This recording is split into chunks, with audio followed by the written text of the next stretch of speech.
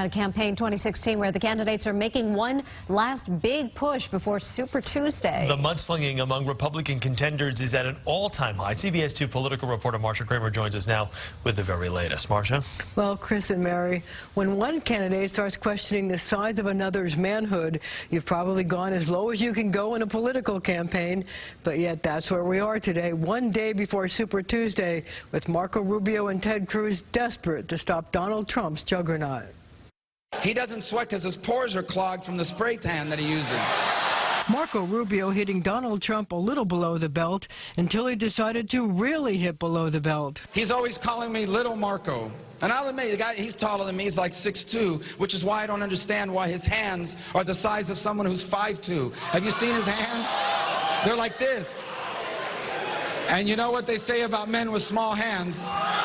You can't trust them. You can't trust them. With 13 states holding Super Tuesday primaries and caucuses, the campaign has deteriorated rapidly. A new CBS Battleground Tracker poll has Trump ahead in Georgia and Virginia, but he trails Ted Cruz in Texas. Candidates taking aim at Trump for failing to condemn supportive comments from former Ku Klux Klan member David Duke. I don't know David Duke. I don't believe I've ever met him. I'm pretty sure I didn't meet him, and I just don't know anything about him. How are we going to grow our party with a nominee that refuses to condemn the Ku Klux Klan? Donald Trump refused to disassociate himself and condemn white supremacists.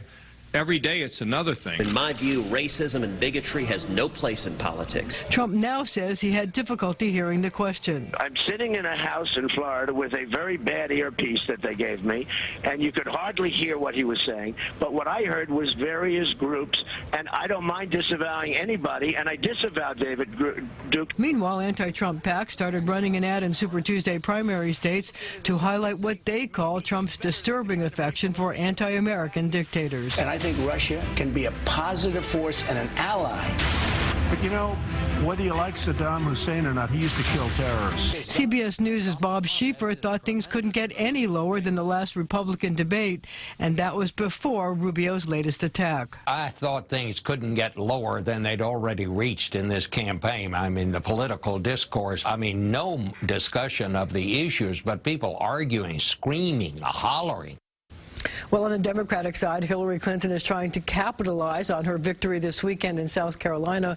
She also started taking on Trump, saying there's no need to make America great again, as Trump proclaims. She says America is already great. Now, the stakes are high tomorrow.